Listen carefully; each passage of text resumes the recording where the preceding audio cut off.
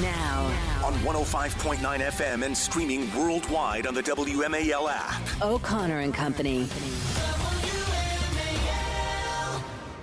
It's 5:07 here. It's O'Connor and Company. We're bringing you live and local updates of this unbelievable scene in Baltimore Harbor, where if you're just waking up and just hearing our voice, the Key Bridge, the Francis Scott Key Bridge, has been struck by a cargo ship en route to Sri Lanka.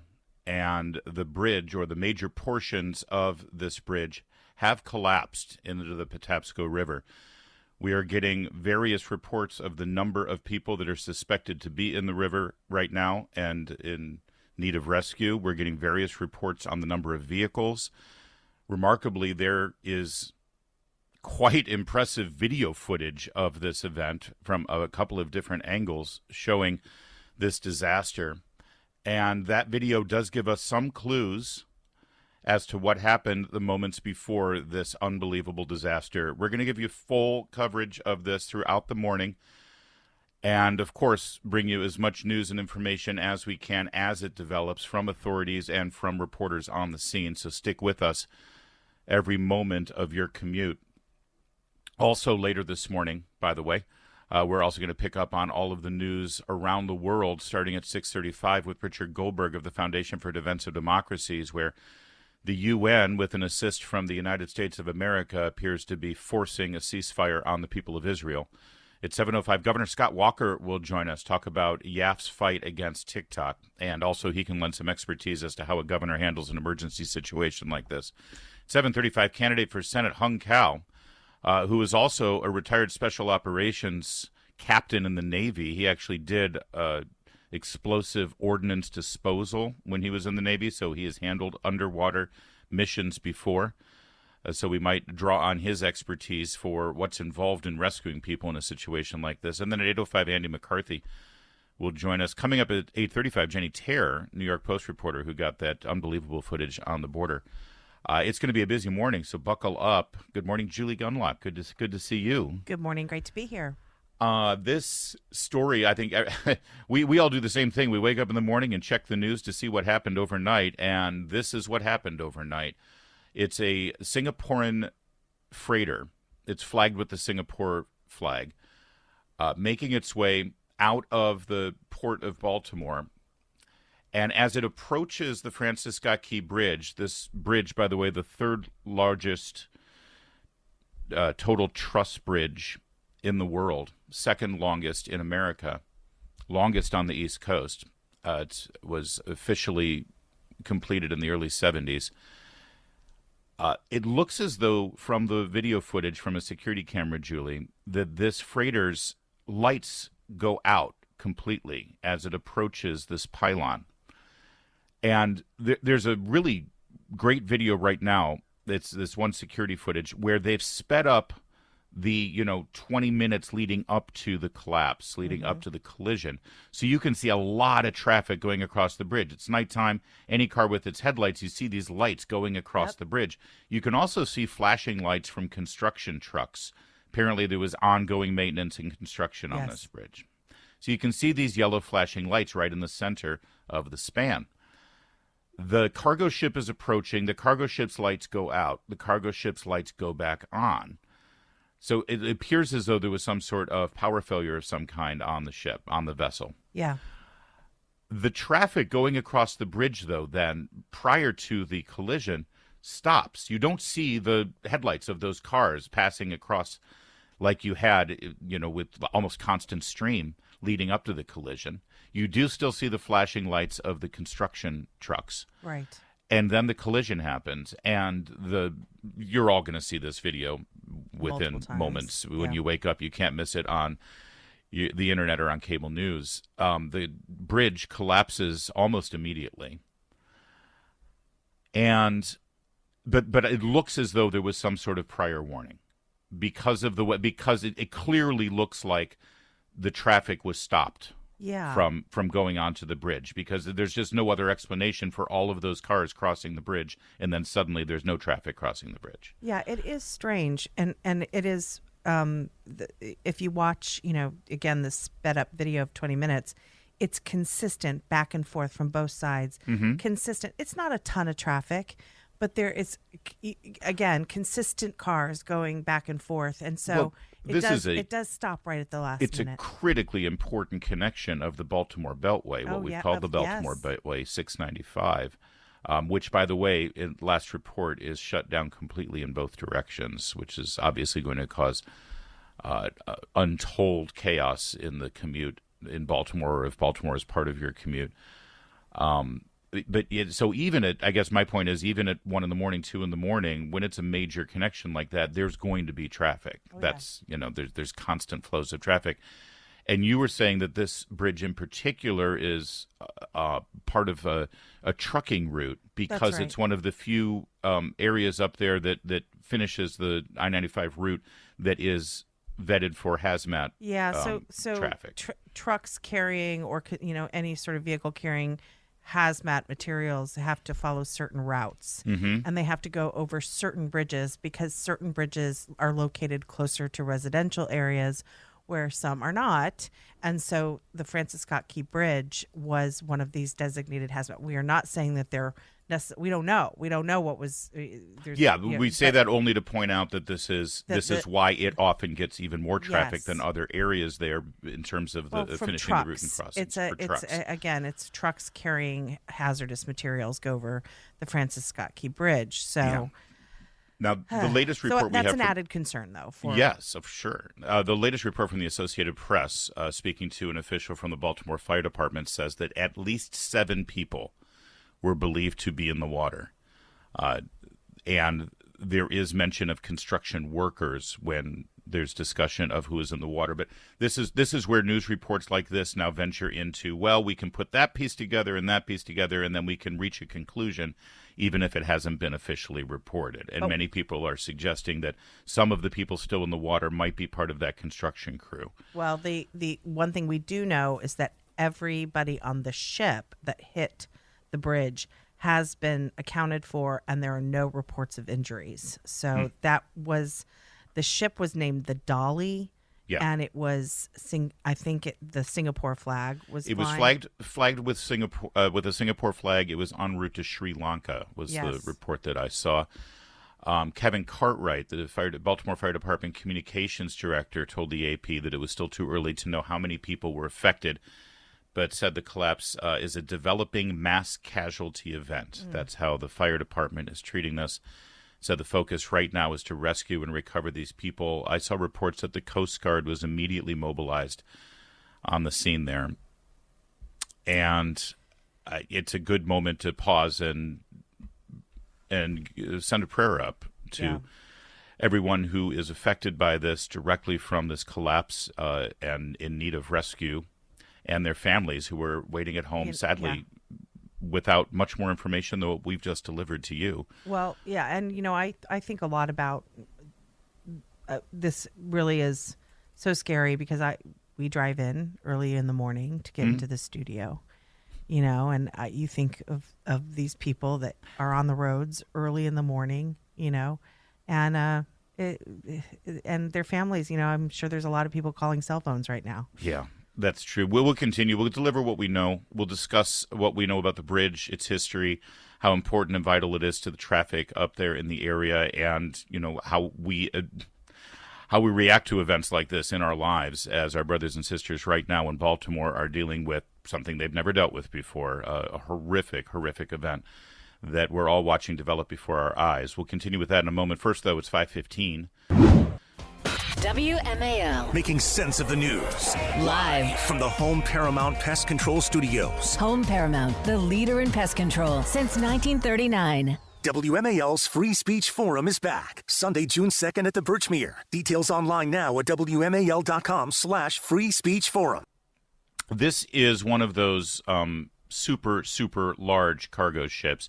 Cargo ships have gotten bigger and bigger over the years, and you've seen the operations, I'm sure, with these giant cargo ships where the containers go right off the ship, right onto the docks, and then immediately onto either railroad cars or semis that are equipped to take these cargo containers, these shipping containers. It's huge. And as you watch the video, again, I'm struck by the fact that the ship is in complete darkness as it approaches one of these major pylons supporting the span of this steel truss bridge. Something happened on that ship. Something happened on that ship because it's not normal for a ship to go completely dark as it's leaving a harbor.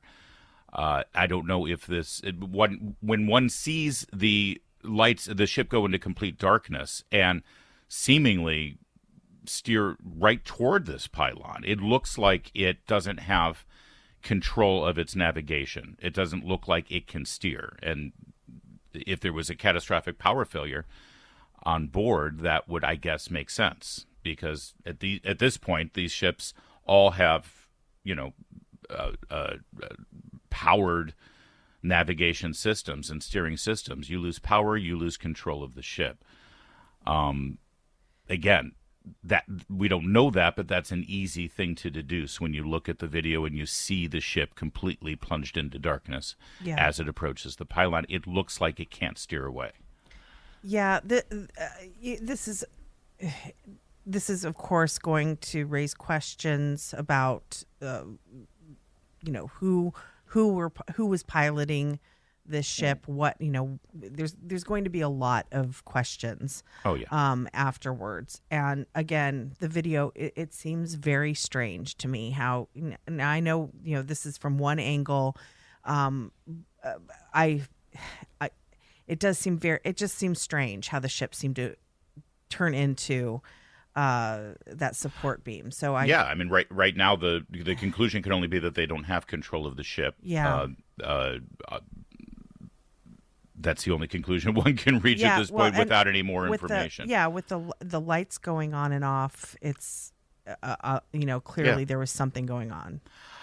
And let's hope, as we continue to pray for those who are engaged in the rescue effort and everyone who needs rescuing, that what appears to be advance notice of an imminent danger seems to have stopped the vast majority of that traffic. Again, these initial reports tell us that there are 7 right now, 7 people who are in need of rescue. That's the latest report from the Associated Press and Washington Post. That's 7 too many, but if that's all we're talking about in terms of people believed to be in the water by the source at the Baltimore Fire Department, that's a miracle, considering the kind of traffic this bridge was engaged in prior to the collision. Yeah, and Larry, I'm wondering if again, I'm looking at the video. Apparently there were some construction workers on that bridge, and I'm right now looking at the vehicles that remain on the bridge when it collapses. I do wonder if those were the construction workers, because those vehicles did not move off. Right. Yeah, that was my initial thought as well.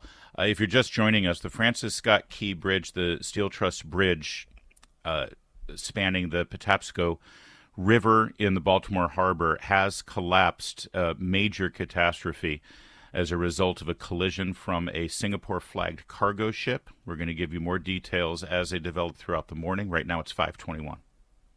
Making sense of your world. Thank you guys for all that you do. News Talk 105.9 WMAL. I listen to you every day. Making sense of the news. And it's O'Connor and Company here on this Tuesday morning, and we're continuing to deliver as much news as we have about the collapse of the Francis Scott Key Bridge in Baltimore. Originally built in the early 70s, it was first known as the Outer Harbor Crossing, which is not nearly as romantic as the Francis Scott Key Bridge. They determined to rename the bridge right around the bicentennial, 1976. And if you've ever been across the bridge, there's a buoy in the harbor. It's like 100 feet from the bridge as you're crossing it. There's a little buoy. It's painted red, white, and blue, and it marks the spot where it's believed Francis Scott Key was aboard that boat while he watched the bombing of the harbor of Fort McHenry during the War of 1812, and that's when he was inspired to write the Star-Spangled Banner.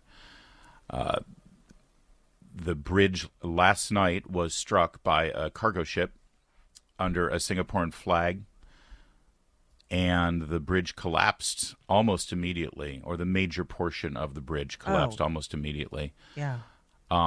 I've heard some observers. There are people. This is what I love about moments like this, where it brings out. Everyone has an expertise in something. And there are bridge aficionados who are talking about continuous truss bridges in general and the advantages of continuous truss bridges and how it shares the stress across the entire load and everything, and it makes for an engineering marvel in terms of how sound they are. However, when there's an event like this, if a bridge is struck, because of the interconnectivity of the cantilevers, and forgive me, I'm not an engineer by any stretch of the imagination, but apparently because of the way the weight is shared across the entire bridge without any hinges or joints, if part of it goes down, more likely than not, the entire thing goes down. Yeah. And that's what we've witnessed now in these unbelievably vivid videos that we see of this collapse. Well, and look, we are obviously, this is breaking news and we're reporting this breaking news, but this is a major bridge in Baltimore, and this is going to be so hard for the city, not just the immediate, but traffic and trying to get around is going to be very difficult for months. Oh, the project spanning the river, it was 20 years in the making by the time it was finally opened. They debated whether it was going to be a tunnel or not. They chose the bridge option. And this is going to be something that the people of Baltimore and Maryland are going to be living with for quite some time. All right, we've got more details as it develops in front of us here, and more news right now. It's 5:30. WMAL-FM, Woodbridge, Washington, a Cumulus media station. Making sense of the news. News Talk 105.9. News now. On 105.9 FM and streaming worldwide on the WMAL app. O'Connor and Company.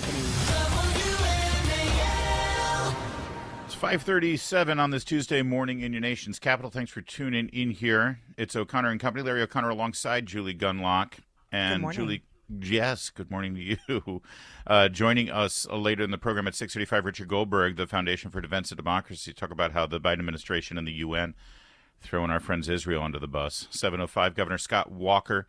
7:35, Hung Cao running for Senate in Virginia. 8:05, Andy McCarthy on the latest Trump legal news. And then at 8:35, Jenny Terre, New York Post, down on the border. And we are covering with great interest, of course, this international event that happened overnight in Baltimore, the Francis Scott Key Bridge struck by a cargo ship. And the entire bridge, or at least the major portion of the bridge spanning the Patapsco River, has collapsed. Rescue missions are underway right now. The latest report now is an update. I told you that the fire department, Baltimore Fire Department, had said that at least 7 people are in the water. That number is now increased to approximately 20. Approximately 20 people, they believe, are in need of rescue or are being rescued as we speak by the fire department and by the Coast Guard, who was on the scene pretty quickly. Also, the mayor of Baltimore sent out a message about 30 minutes ago. Mayor Brandon Scott said that he was aware and en route to the incident and has been in contact with not only Baltimore fire chief, but also the governor. Nothing on the governor's Twitter feed at this point about what the state response is. This, of course, under the authority of the Maryland Transportation Authority, the bridge is, and emergency efforts here, I'm sure, will involve federal as well, as I mentioned, Coast Guard there. And by the way, we'd love to hear from you at 888-630-9625 if you are in the area on the scene, or if you are a frequent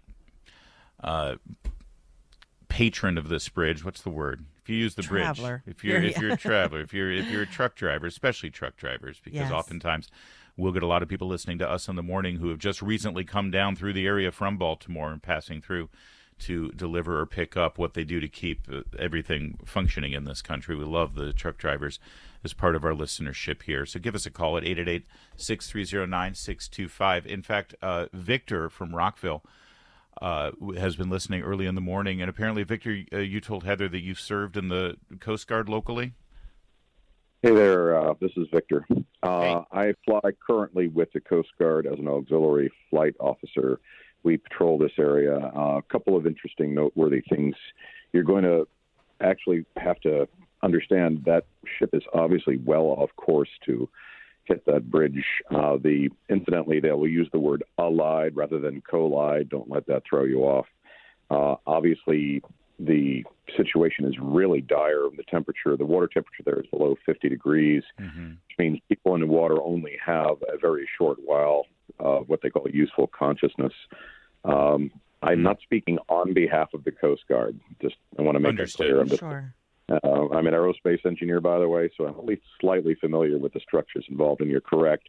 The bridge, when you let loose on one portion of the structure, the stress involved, the rest of it, it's almost like if you pull a rubber band and then you let go. Even though it's not a suspension bridge, there really wasn't any chance that would stay standing properly.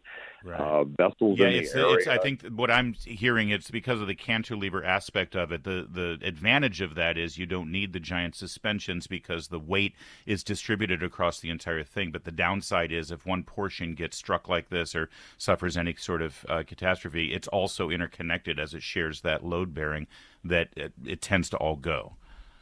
That is correct. And also with respect to anybody in the area, unless somebody has actual skills and is in coordination with life-saving efforts, these people should avoid the area unless you can save somebody's life because you already have the training and the facilities. Please stay clear of the area. I'm actually waiting to hear back and see if my unit's going to get sent up in the air to do an assessment. We fly largely out of Gaithersburg. Obviously an unbelievable, tragic incident, and I'm really just hoping they can get people out quickly because the water is cold, the air is cold. Yeah. I suspect also, as soon as the sun rises, which should be in another, I believe it's about 45 minutes to 55 minutes, that's going to make a big difference, too, because the other hazard here is the fact that this rescue operation has to be conducted at night. And I'm looking at the scene as it develops, and it's pitch black.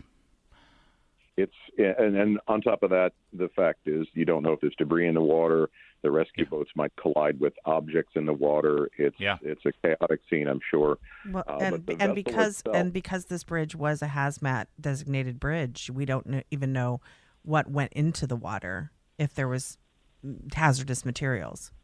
Oh, let's not speculate on the awfulness that might be there. But yeah, as far as the ship, also I've done some work with shipping. It's difficult for me to believe how far off course that ship was before the lights went out. Something catastrophic was taking place on board that ship, and at least it looks that way to me on the first glance of the video. Yeah, listen, Victor, great stuff, 100%, and thank you for lending your personal expertise to this. And if you do get called to be a part of the rescue operation, I thank you for that, and Godspeed to you and your brothers and sisters in the Coast Guard, sir. Thank you for the call. We're not auxiliary. I'm an auxiliary officer, not active duty. But understood. And I'm not speaking on behalf of the Coast Guard. I appreciate it. I know. I don't want to get in trouble. I hear you. Thank you. That would be the luck, wouldn't it? It's, all right, well, we've got at least one person's going to pay the price for this, and it's poor Victor in Brockville. No. I'm sure that's not his real name. Well, and one thing that needs to be developed here as more information comes through is when Victor says it's hard to believe how off course this ship was. Right as the ship comes into the frame at the beginning of the video, it looks as though it had already lost power. So there's a couple of different times where power is lost, power is regained, power is lost, power is regained. And many people have already pointed out that it looks like there is dark smoke billowing from the back of the ship. Yeah. But that could also be exhaust from the engines of the ship. So although you don't usually see that dark as smoke, it's my experience. But these are questions that are going to be asked and hopefully answered as this story continues to develop. But right now, as Victor said, the prayers, the thoughts, the concerns, the focus needs to be on who is in that water and how quickly we can get them out and how safely we can get them out as the rescue workers right now, as they try to dodge just crumpled, mangled steel wreckage in that water and at the same time search for survivors. They are in a hazardous situation too. This is it's bad, and it's going to get worse before it gets better until we know of everyone and they're all accounted for. More on this story out of Baltimore, where the Francis Scott Key Bridge has collapsed due to a collision with a cargo ship overnight. We'll give you all the details as we get them. But It's 5:50 now, and we're continuing to deliver whatever information we can to you with regard to the collapse of the Francis Scott Key Bridge in Baltimore. Needless to say, Internet 695, the Baltimore Beltway, is shut down for major portions in both directions and will be for quite some time, as the entire bridge, for the most part, has collapsed into the Patapsco River. Images now are starting to come through as there's just very slight strains of sunlight right now, but as you change the exposure on your camera, you can see more of the wreckage, and it is just a mass of crumpled steel in the river. And I want to reiterate, there are rescue efforts underway as we speak with that crumpled mass of dangerous debris. We have gotten reports that everyone on board that cargo ship is safe and sound, and there were no casualties there. And more details about what exactly happened, obviously, will be delivered as soon as we get them and authorities get them. We're told that at 7 a.m. there will be a press conference with the elected officials and rescue workers delivering whatever information they have, Julie. But, you know, again, in this day and age, because of this video that is so compelling, there's going to be a lot of questions and speculation about what went on that ship. As I want to reiterate, because of what appears to be a power loss, it makes it look like this ship steers directly into this pylon. Yeah, and again, this ship would have easily cleared the bridge if it had gone underneath it. Sure. But it just is, it's very strange how it looks like there was a turn. But as you say, the lights were blinking on that ship. The lights, it looks like there was a power outage. There was sort of some very dark smoke coming out of the back of the ship. So it makes me think that we're not going to know anything until we talk to, until the authorities talk to the pilots and the people on that ship. I mean, one positive feature of what appears to be the events leading up to this moment is that there was some level of advance understanding that something bad was going to happen. Because I want to reiterate, what you see leading up to the ship's approach is a continuous stream of middle-of-the-night traffic across the bridge. And then within a minute or two of the actual impact, that traffic stops. So it certainly appears from my vantage point and my perspective that there was some understanding that something horrible was going to happen, and authorities shut down the bridge. I'm hoping that we'll get more details on that as the morning develops. I haven't been able to find it yet.